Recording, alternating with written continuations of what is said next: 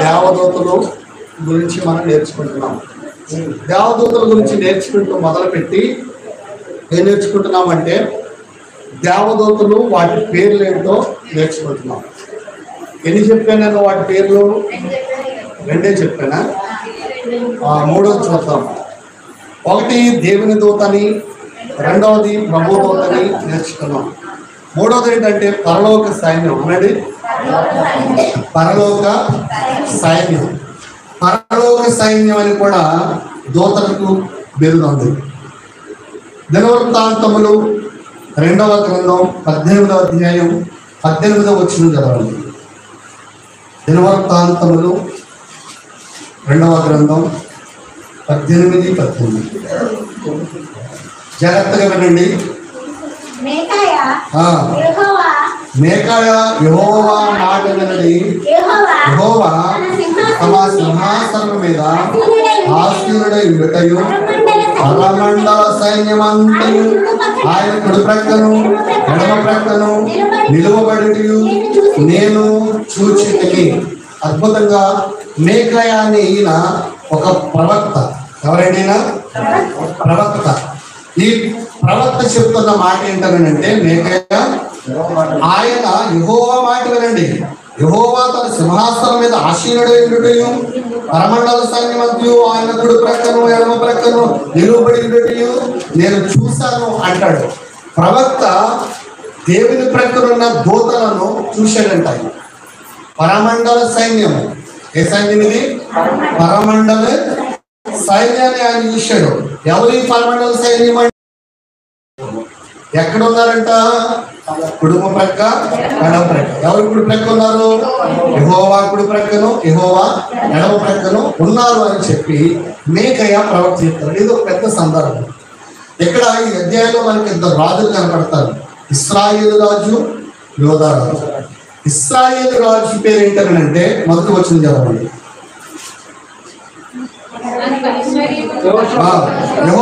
యెహోషాపాతు ఆహాబులో 1000 మంది కొన్ని సంవత్సరములు గతించిన మీదట శమూయేలు ఆహాబు వద్దకు పోయెను.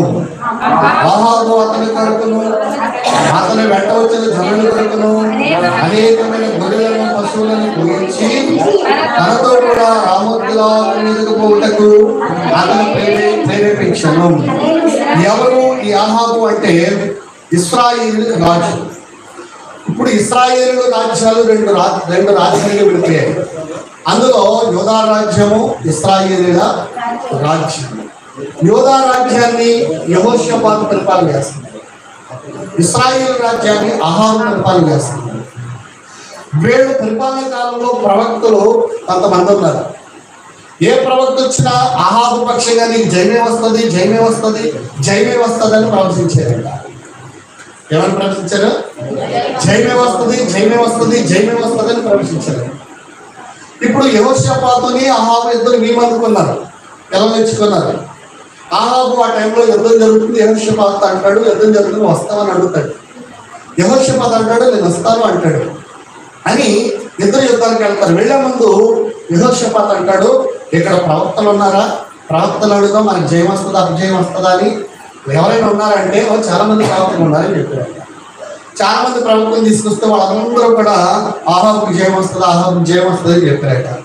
అప్పుడు యెహోషాపాతు దాన్ని నమ్మలేదు. నమ్మకుండా ఏం చేసాడంటే అలా కాదు, ఇంకెవరైనా ప్రవక్తలు ఉన్నారా అని అడిగాడు. అడిగితే ఇంకో ప్రవక్త ఉన్నాడు, అతను ఎప్పుడు మనకి వ్యతిరేకంగానే మాట్లాడతాడని చెప్పాడట అహాబు. ఆయన తీసుకురండి అన్నాడు.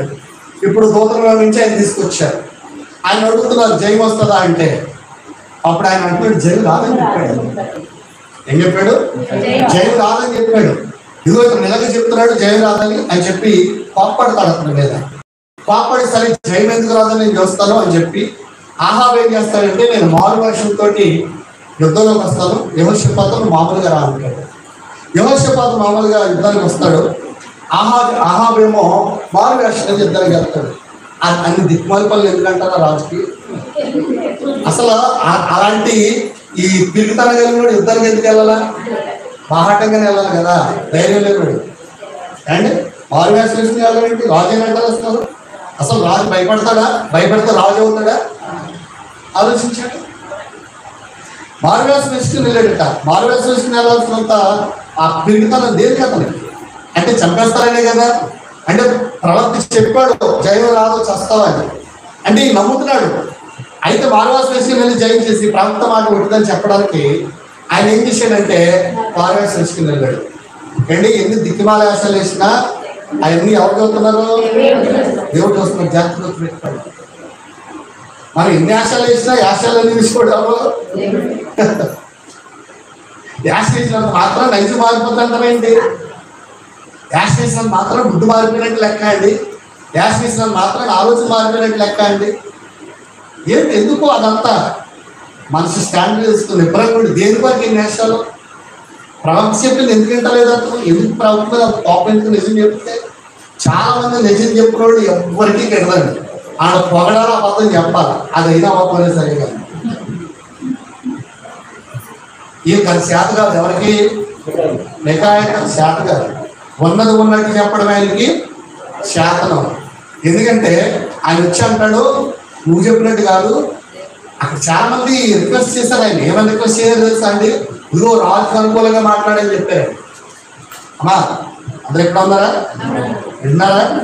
నేను కూడా జాతీయ సభ ఒక్కోసారి ఈ అవునన్నది కాదని అవుదని మార్చేస్తూ ఉంటారు. మారకపోతే కుదరదు. పరలోకానికి వెళ్ళాం. మనం ఎంత భక్తి చేసినాను ఇక్కడికి వచ్చి గంట కూర్చోవడం ఎందుకు? వ్యర్థం కూడా మారకపోతే మనం ఏం సంపాదించుకోవడానికి ఇక్కడికి ఎందుకు వస్తున్నాం? మనం అందరం కూడా ఎందుకు పరలోకానికి వెళ్ళాలి? దేవుని కృపాసన కూర్చోాలి, అది మన గోలు. అంతేకాదు నాయన నాకు ఎంత బంగారం ఉంది, నాకు ఎంత బంగారం అడుక్కోవడానికి కాదు ఇక్కడ రావడం. లేదా వాళ్ళకి మేళ ఉంది, నాకు దానికంటూ మేళ ఇస్తాయని అడుక్కోవడానికి కాదు. ఆ కోటి ఉంది, నాకు 4 కోట్ల ఉందని అడుక్కోవడానికి కాదు. మనం వస్తాడు ఇక్కడ ఎందుకు వస్తాం? మనం అందరూ ఇక్కడికి నేను కూడా ఎందుకు వస్తాను అనుకున్నా? దేవుడు పిలిచాడు సువార్త ఆడింది, మరి బలపరచమని పిలిచాడు. ఎందుకు వస్తా? లేదా నాకు ఇక్కడ రావడం పని లేదు. ఎందుకు ఇక్కడ ఎందుకు రావాలని నా పని ఏంటి?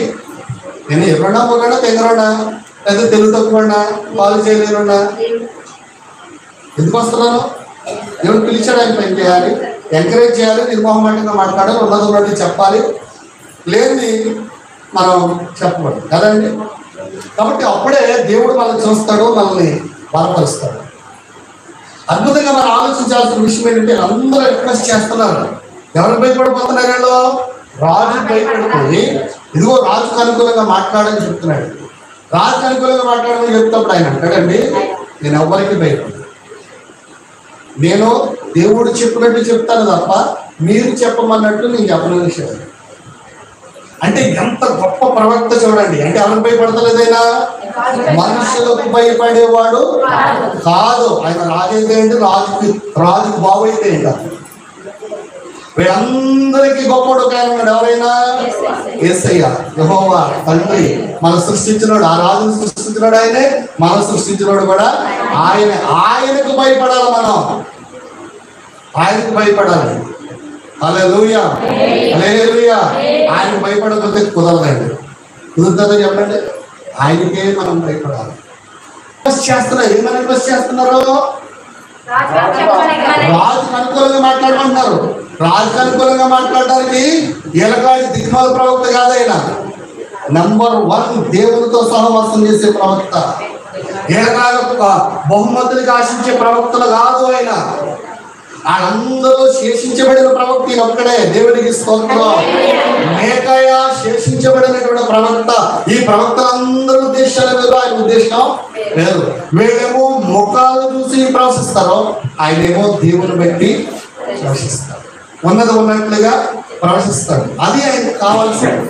అందుకని వీళ్ళందరూ రిక్వెస్ట్ చేసి బాబు ఇలా చెప్పంటే ఆయన అంటాడు దేవుడు చెబితేనే అంటాడు, లేదంటే నేను అంటాను అనేసి ఏం చేశాడు తెలుసా అండి? డైరెక్ట్గా చెప్పేశాడు. ఈ యెహోషాపాతు ఏమో ఈ ప్రక్కన కూర్చున్నాడు, ఇంకొకరు ఆహాబు ఈ ప్రక్కన కూర్చున్నాడు, చెరుకు సింహాసనం మీద కూర్చున్నారు. మధ్యలో ఉండి చెప్తున్నాడు ఇదిగో మీ ఇశ్రాయేలీయుల విషయం గొర్రెలన్నీ కూడా చెదిరిపోతున్నట్లుగా దేవుడు నాకు చూపించాడు. ప్రజలందరూ కూడా చెదిరిపోతున్నారు, మీరు ఓడిపోతున్నారని చెప్పాడు. అప్పుడు వెంటనే అహాబు కల్పించినాడు, ఇతను ఎప్పుడు ఇలా వ్యతిరేకంగానే చెప్తున్నాడు కాబట్టి ఇతను బంధించి లోపల చిత్రహింసలు పెట్టన్నాడు. ఏమన్నాడు? బంధించి చిత్రం పెట్టండి. ఆ సందర్భంలో చెప్తున్నాడు అన్నమాట. ఇదంతా స్టోరీ ఎందుకు చెప్పానంటే మీకు, ఆయన దర్శనం చూస్తున్నప్పుడు కుడి ప్రక్కను ఎడమ ప్రక్కను ఎవరున్నారట? మహా సైన్యం ఉంది అక్కడ. ఆ సైన్యం ఎవరంటే దేవదూతలు. ఆ దేవదూతలు సింహాసనం ఎదురు ఉన్నారు. ఆ దర్శనం చూస్తుంటాడు. ఆ దర్శనం ఒక సీన్ కనబడుతుంది. ఏంటి ఆ సీన్ అంటే, ఆహాబు యొక్క రాజ్యంలో ఉన్న ప్రజలందరూ చెదిరిపోతున్నారు, యుద్ధంలో ఆయన ఓడిపోతున్నారు. ఆ విషయాన్ని చెప్పాడు. ఎప్పుడైతే చెప్పాడో వెంటనే ఆహాబు ఏం చేశాడంటే, ఇతను నేను అన్నాను కదా ఇతను ఎప్పుడు మనకి వ్యతిరేకంగా మాట్లాడతాడని, కాబట్టి తీసుకెళ్తాను చిత్రం పెట్టండి ఇలాగా మన యుద్ధానికి వెళ్దామని చెప్పి ఇప్పుడు యెహోషాపాతు అంటాడు, ఇయ్యంకుడు కదా, యెహోషాపాతు ఎవరు? ఆహాబుకి ఇయ్యంకుడు కదా. ఇయ్యంకుడుతో అంటాడు, నువ్వు ఒప్పం దాల్చి వచ్చి నువ్వేరు యాసం ఎక్కలేదు, నేను యాసం వేసుకుని వెళ్ళి వాళ్ళు జయించుకు వస్తాను, ఇప్పుడు ఈ ప్రవక్త చెప్పింది అబద్ధమని నిరూపిస్తాను అన్నాడు. అర్థమైంది నీకేమైనా? అర్థమైందా? ఈ ప్రవక్త చెప్పింది అబద్ధమైన నిరూపిస్తానని వెళ్ళాడు. యుద్ధానికి వెళ్ళారు. ఇలాగా యుద్ధం జరుగుతుంది. యెహోషాపాతుని అవతలలో చుట్టుముట్టేశారు. ఆయన శరణు పెడుతున్నాడు, బాబు నేను కదా ఆహాబుని, నన్ను వదిలేండి, నేను వాళ్ళ ఇయ్యంకుడిని, నేను సో నన్ను చూడండి, నన్ను విసుకుదిరండి అని శరణు పెడుతున్నాడు. వదిలేశాడు. ఇప్పుడు ఆహాబు మారువేషంలో ఉన్నారు కదా. ఏ మారువేషంలో ఉన్నా కానీ సరిగ్గా గురి చూసి పెట్టుకుంటే చంపేశారు. ప్రవక్త చెప్పింది జరిగిందా? ఆయన అనుకున్నది జరిగిందా?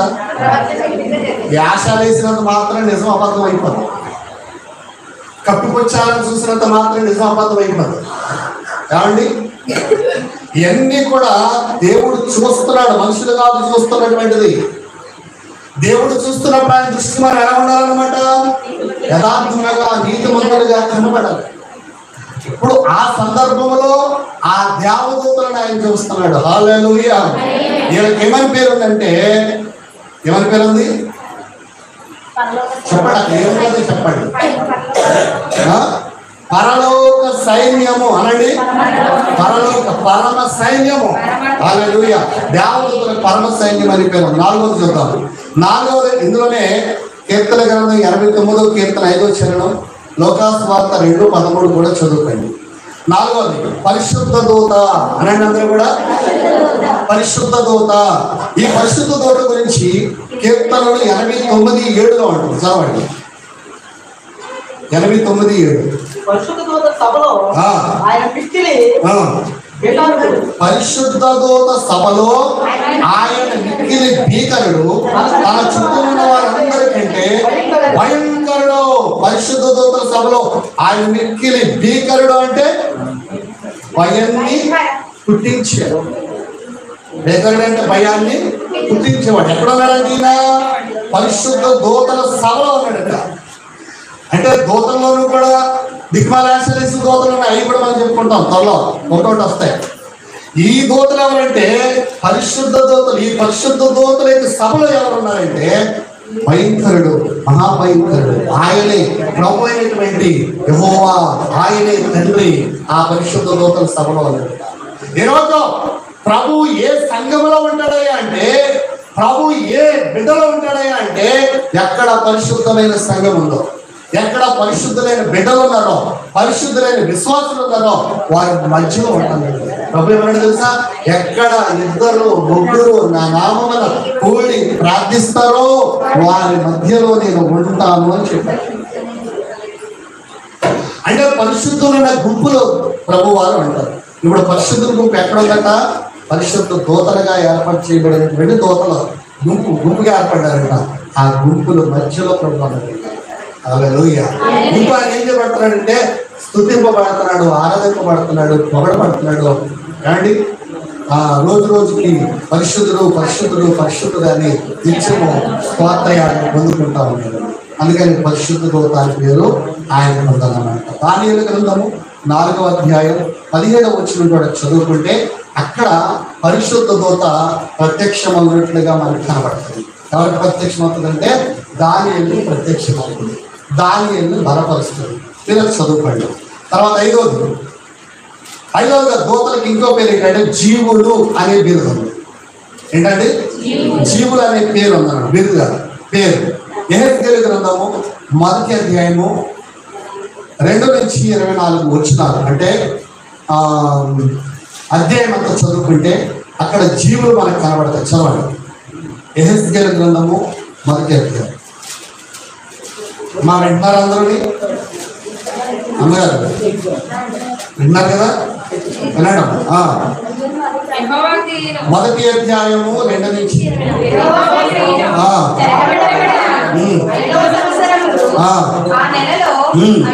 5వ దినమున కల్దీల దేశమందున్న యావారు నదీ ప్రదేశమున యెహోవా వాక్కు బూజీ కుమారుడును యాజకుడును యెహెజ్కేలుకు ప్రత్యక్షమే కాగా, నేను చదువుతాను వినండి. అక్కడనే యెహోవా స్వాస్థ్యము హస్తము అతని మీదకి వచ్చెను.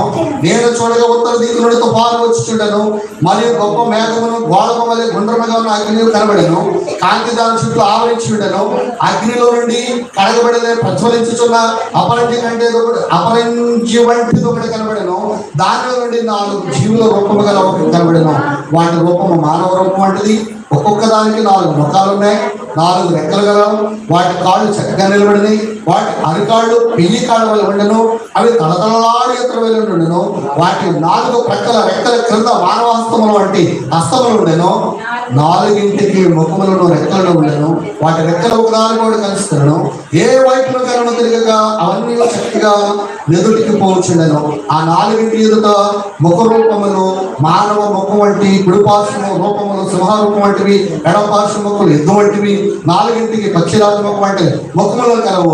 వాటి ముఖములను రెక్కలను వేరు వేరు ఉండవు. ఒక్కొక్క జీవి రెక్కలలో ఒక రెక్క రెండవ జతలో ఒకదానితో కలిసి ఉండను. ఒక్కొక్క జత రెక్కలో వాటి దేహాలను కప్పెను. అవన్నీ చక్కగా ఎదురుకు పోవచ్చుండను. అవి వెనుకకు తిరగక ఆత్మ ఏ వైపునకు పోవచ్చుండనో ఆ వైపునకు పోవచ్చుండను. ఆ జీవుల రూపములు మండుచున్న నిప్పులతోనో దివిటీలతోనో సమానములు ఆ అగ్ని జీవుల మధ్యను ఇటువంటి వ్యాపించను. ఆ అగ్ని అతి కాంతిగా ఉండను. అగ్నిలో మెరుపు బయలుదేరుచుండను. మెరుపు తీగలు కనబడి రీతిగా జీవులు ఇటువంటి తిరుగుచుండను. ఈ జీవులను నేను చూచుచుండగా నేల మీద ఆ 4 ముఖములు ప్రక్కను చక్రము వంటిది ఒకటి కనబడిన. అలా చదివితే తెలుగు కూడా రాబడితే చదువుతున్నారు. స్పీడ్గా చదవాలి, స్పష్టంగా అర్థం అవ్వాలి, కొడుకోకూడదు, తక్కువ చదవాలి. మనం చిన్నప్పుడే తెలుగే కదా చదువుకున్నాం. ఇంగ్లీష్ భాష హిందీ భాష అయినా నేర్చుకున్నాం. అంటే ఎప్పుడు చదవగలం మనం? అలాగే స్పీడ్గా రోజు బైబిల్ చదివితే చదవాలి, తప్పు లేదు. అవునా కదా? ఒకసారి బైబిల్ చదివితే ఏంటి వరకు అక్కడ తక్కువ చదవాలి. ఎక్కడ ప్రాంటింగ్ ఉండకూడదు చదివేటప్పుడు. ఎంత స్పీడ్గా చదివాలి. హల్లెలూయా. అర్థమైపోయింది కదా? నేను చదువుతున్నప్పుడు జీవులు ఎవరికి ఆ పేరు ఉన్నాడు? దేవదూతలు. ఆ జీవులు ఎలా ఉన్నాయని చెప్తున్నాడు? 4 ముఖాలు ఉన్నాయి. ఒక్కో దానికి ఒక ముఖం ఉన్నాను. అంటే తూర్పు భాగంలో, పడమర భాగంలో, ఉత్తర భాగంలో, దక్షిణ భాగంలో ఒక ముఖం ఉన్నట్లుగా 4 రకాల ముఖాలు. ఆ ముఖాల గురించి మళ్ళీ మంచి ప్రసంగం ఒక్కొక్క ముఖం గురించి నేర్చుకోవచ్చు అండి. అయితే వీటిని ఏమన్నారంటే దేవదూతలు, జీవులు అని నామకరణం చేయడం. ఈ దేవదూతలు కూడా ఎక్కడికి వచ్చాయి అన్నమాట? భూమి మీదకే వచ్చాయి. 4 రూపాలు కలిగి ఉన్నాయి. యెహోవా హస్తము అతని మీదకి రాగానే అతను ప్రవేశించాడు. గురించి ఎవరి మీదకి రాగానే? యెహెజ్కేలు మీదకి రాగానే ప్రవేశించాడు. జీవులు అని పేరు ఉంది. మనం పేరే కదా నేర్చుకున్నాం కాబట్టి ఇంకెలాగది కూడా చదువుకోండి. నెక్స్ట్ ఇందులోనే మళ్ళా ప్రకటన గ్రంథం 4వ అధ్యాయం 6-9 వచనాలు చదువుకోండి. ప్రకటన గ్రంథం 6వ అధ్యాయం 1-8 వచనాలు చదువుకోండి. సేమ్ యాస్ట్రీగా కొన్ని జీవులు అని అక్కడ కనబడతాయి. 6వది ఆకాశ సైన్యము అని కూడా పేరు. ఎవరికి? మా అర్థమవుతుందంటారా? అర్థమైతే కనుక నేను అడిగినట్టు చెప్తాను. నేను అడుగుతాను, పేరెంట్ అడుగుతాను, జనరల్గా అడగను. జాగ్రత్తగా నేను చెప్పిన నువ్వు చెప్పమంటే నేను చెప్తాను. ఎన్ని విషయాలు చెప్తున్నప్పటికీ ఒకటేంటి? ఫస్ట్ దేవుని దూత, రెండవది దూత, మూడవది సైన్యం, 4వది, 5వది, 5 చెప్పుకున్నాం. 6వది ఆకాశ సైన్యము. యెహెజ్కేలు గ్రంథం 9వ అధ్యాయం 9-6.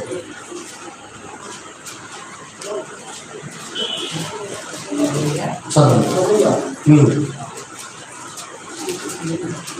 నీవే అద్వితీయుడైన యెహోవా, నీవే ఆకాశమును మహాకాశములను వాటి సైన్యమును భూమిని దానిలో ఉండున్నది అంతటిని సముద్రములను వాటిలో ఉండున్నది అంతటిని సృజించి వాటన్నిటిని కాపాడువాడు.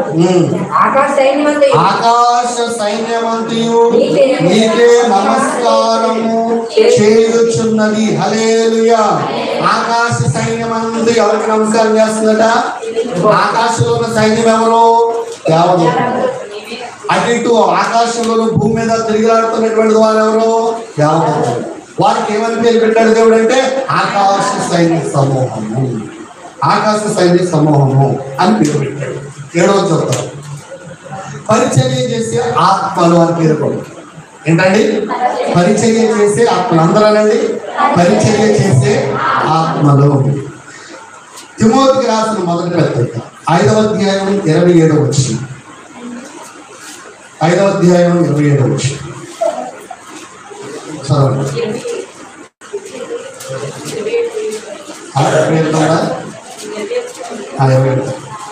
విరోధ బుద్ధితోనైనను పక్షపాతముతోనైనను ఏమీ చేయక నేను చెప్పిన ఈ సంగతులను గైకొనవలెనని దేవుని ఎదుటను క్రీస్తు యేసు ఎదుటను ఏర్పరచబడిన దేవదూతల ఎదుటను నీకు ఆనబెట్టుచున్నాను. త్వరపడి ఎవరి మీదైనను హస్తము చేపనము చేయకము, పరుల పాపములలో పాలివాడైనను ఉండకము. చాలు చూడండి ఏమన్నాడంటే దేవుని ఎదుటను క్రీస్తు యేసు ఎదుటను ఏర్పరచబడిన దేవదూతల ఎదుటను నీకు ఆనబెట్టుచున్నాను. ఎవరిలో? ఏర్పరచబడిన దేవదూతలు. వీళ్ళు ఏమన్నారంటే పరిచర్య చేసేటువంటి దూతలు. ఇంకా కింద చదివితే అలా చెప్తున్నాడు. ఎక్కడైతే నీళ్ళే తాగి ఇదంతా అనంత విషయంగా దేవుడు ఏర్పాటు చేసుకున్నటువంటి దూతలు. వీళ్ళకి ఏమని పేరు ఉంది అని అంటే పరిచర్య చేసి. మొదటి అధ్యాయం 14 వచ్చింది కదా, మీకు క్లారిటీ వస్తుంది. మొదటి అధ్యాయం 14 వచ్చి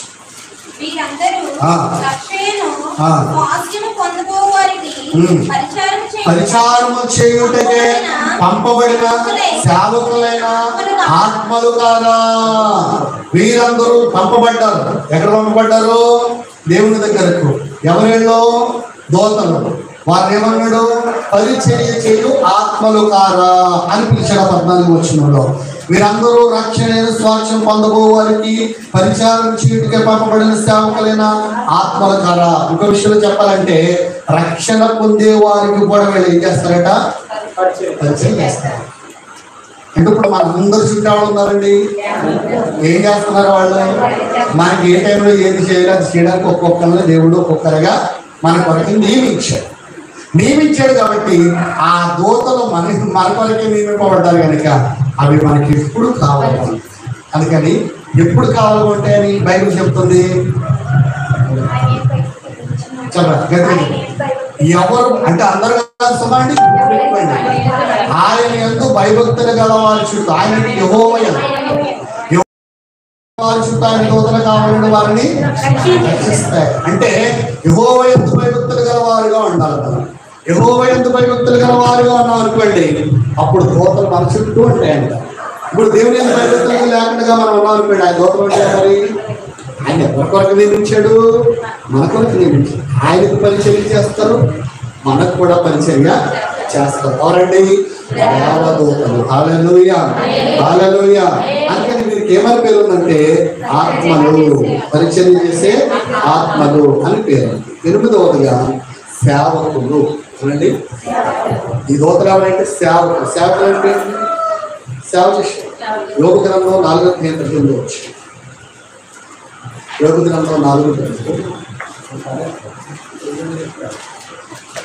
ఆయన తన సేవకులను నమ్ముటలేదు, తన దూతలయందు లోపములను కనుగొనుచున్నాడు. చూడండి, ఆయన తన సేవకులను నమ్ముటలేదు, తన దూతలయందు లోపములను కనుగొనుచున్నాడు. జాగ్రత్తగా ఇందాక నేను లేవగానే చెప్పాను, దేవదూతలు కూడా అంత మంచిగా రావడం లేదు. చెప్పాను లేదు. ఇప్పుడు నిలబడగానే ఏమన్నాను, దేవదూతల్లో కూడా మంచివాడు లేదు అని చెప్పానా? ఇక్కడికి వచ్చిన ఏమంటుంది చదవండి అందరూ. ఆయన తన సేవకులను నమ్మటలేదు, తన దూతలయందు లోపములను కనుగొనుచున్నాడు. అంటే దూతల్లో కూడా ఏముంది? లోపాలు ఉంటాయి. ఆయన చుట్టూ తిరిగితే ఆయన పరిణామాలు ఆడుతున్నాయి. ఎవరు సృష్టించిన వాటిని? దేవుడే సృష్టించాడు. దేవుడు సృష్టించినందుకు దేవునికే పరిణామాలు ఆడుతున్నాయి. అంటే ఆయన సృష్టించిన ఆయన దూతలు కూడా నమ్ముతలేదట. ఎందుకంటే సృష్టించిన వాడి కంటే కూడా ఆ సృష్టించిన వాడి కంటే కూడా వాళ్ళకి అధికారం ఎక్కువ. ఆయన కుర్చీ రాశించాలని చూస్తున్నారు వాళ్ళు. అందుకని ప్రభు ఏమని మాట్లాడుతున్నాడంటే, ఆయన దూతలు ఎందుకు కూడా ఏం కనుకుంటున్నాడట? లోపములను కనుకుంటున్నాడు.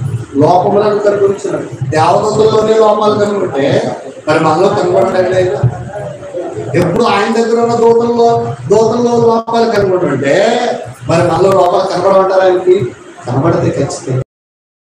హల్లెలూయా, హల్లెలూయా. అందుకని ప్రియులారా, వీళ్ళకి ఏమని పేరు ఉందంటే సేవకులు. సేవకులు దూతలు కూడా ఫ్రాడ్ చేశారు. అందుకని వాటిని ఏం చేశాడు? క్రిందకి దోషిస్తాడు. ఇప్పుడు నమ్మకమైన దూతలు ఉన్నారు. ఇప్పుడు ప్రభు దగ్గర వాటి డ్యూటీలు అవి చేస్తున్నారు. కాబట్టి ఎవరు ఏ డ్యూటీలు చేస్తున్నారో నేను చెప్తున్నాను కదా, అవి కూడా నేను చెప్తాను ఖచ్చితంగా. ఇప్పుడు ఒక భాగం అయింది. ఏమైంది? ఒక భాగం అయింది. అంటే కేవలం దేవదూతల యొక్క పేరు మాత్రమే మనము నేర్చుకున్నాం. నెక్స్ట్ భాగం ఏంటంటే దేవదూతల యొక్క గుణగణాలు ఏంటి? దేవదూతల యొక్క గుణగణాలు ఏంటి అది నేర్చుకుంటాం. ఆ తర్వాత దేవదూతల యొక్క డ్యూటీలు ఏంటి?